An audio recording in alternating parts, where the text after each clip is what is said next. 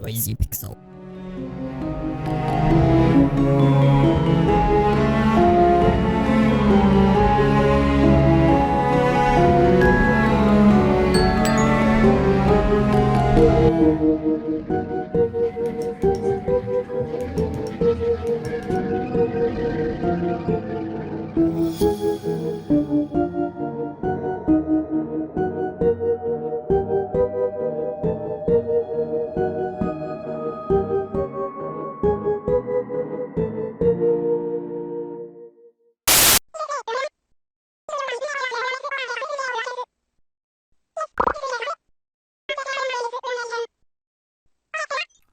Since a new Animal Crossing game is coming out in a bit, I figured what better way to pass the time by playing a short and what I thought to be sweet indie title called Animal Village.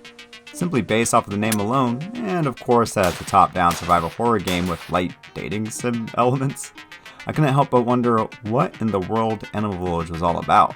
What I ended up discovering is that while the settlement of Animal Village appears to be quaint and adorable, like worthy of earning a spot in a places you must visit list, it's actually a sinister village that even Mr. Rogers himself wouldn't be able to fix.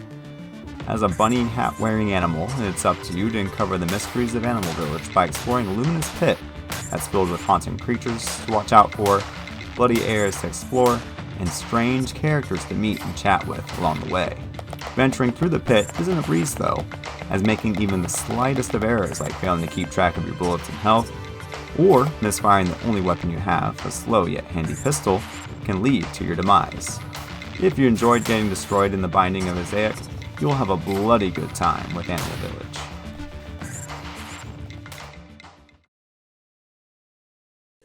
Oh, Doki Doki Literature Club. Oh, this looks kind of cute. Let's play it. 4 hours of gameplay later. I'm going to be talking about a nice, sweet, happy game called Doki Doki Literature Club. It's really cute, about 4 hours long, and completely free. So for all 10 of you who don't already know how this goes down, you should go out and get this game off of Steam before you continue. Yes, that includes you, Azario. Or don't, this is a video, you don't have to listen to me. Doki Doki Literature Club is about the titular literature club and all 5 of its members. The genre-savvy leader Monica, the eccentric Yuri, the tiny and ready-to-fight Natsuki, the completely lovable and adoring childhood friend Sayori, and you. And every generic, featureless, soulless visual novel protagonist ever. Sorry. The Literature Club is, as it suggests, a club about literature. So the characters interact over books and writing poetry, and it's all really cute. The characters have a surprising amount of depth for a story this short, and it's really hard to not like any of them.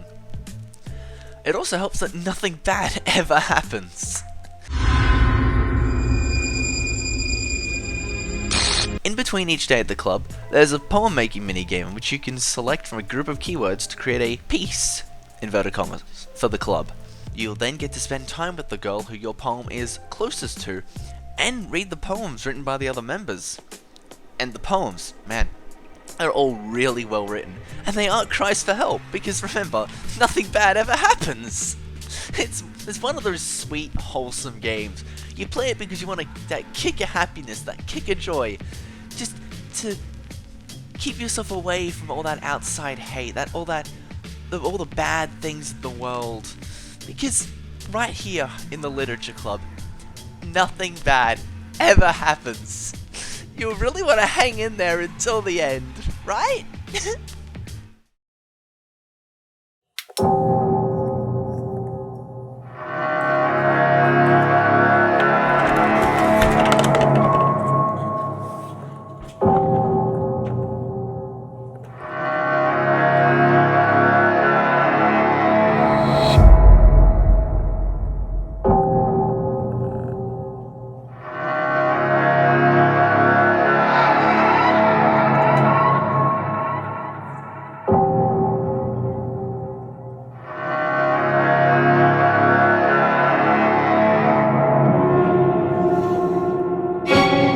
A friend and I wanted to hang out but didn't want to do the typical food and bounce. We were definitely in a scary game kind of mood that warranted multiple downloads from itch.io and GameJolt. we ended up on ImScared. What seemed like a cute, harmless pixel ghost chasing you up and down hallways turned out to be a goosebumps-inducing title I never expected. The unsettling gameplay has you trying to understand a mystery, looking for keys, and looking out for the main antagonist's white face.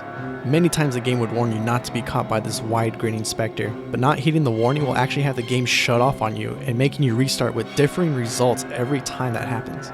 My friend and I actually kept passing the keyboard back and forth, not because we were good friends, but because of the way the game would pull these haunting fourth wall breaking exploits, making us quiver and give up our turn.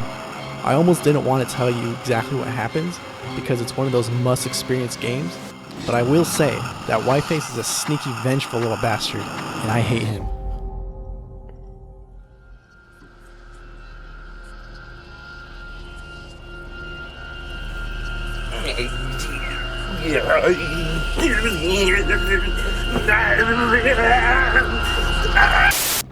I don't really do well with scary games. However, Halloween is coming up, and we felt that it would be good to get in the spirit of things by playing some spoopy games. So, under recommendation, I've decided to play Little Nightmares, which is a puzzle platformer that kind of has a look and feel of movies like Coraline and Tim Burton's 9, both of which are films that I thoroughly enjoyed, so I thought I'd check it out.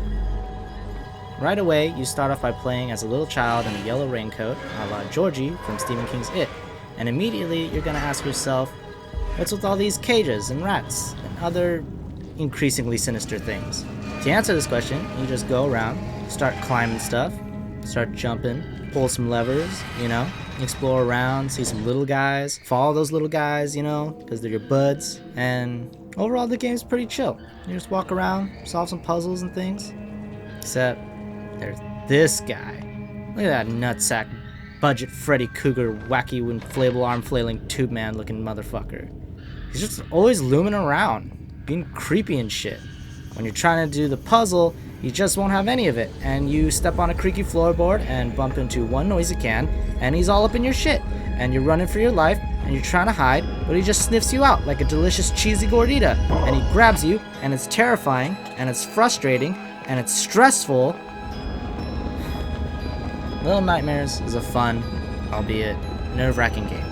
I recommend you all check it out on PS4, PC, Xbox, or the Switch. And as for me, we shall see if I can get through this game without having a few little nightmares of my own.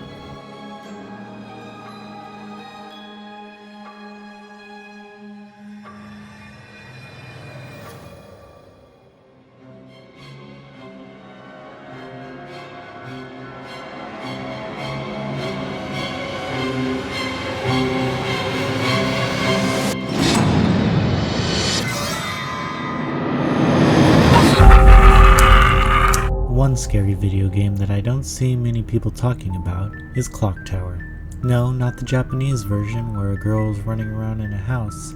The Western version, where you can play as several people running from a man with scissors and all the bad audio design imaginable. This is a game where the voice acting and character dialogue are as frightening as the killer who's chasing you. It's slow, confusing, and sometimes you have to talk to a person multiple times before you can even progress. But just when you feel like you can't take it anymore, that's when Clocktower can surprise you. You see, in Clocktower, when the killer comes after you, you need to hide somewhere and get away. But sometimes, the killer will find you, even if you are hidden. You must use the environment to distract him, and your wits to lose him. The game also has puzzles to progress the story, but other than that, this game is kinda bad. Actually, I don't really know why I chose it. Ha ha ha!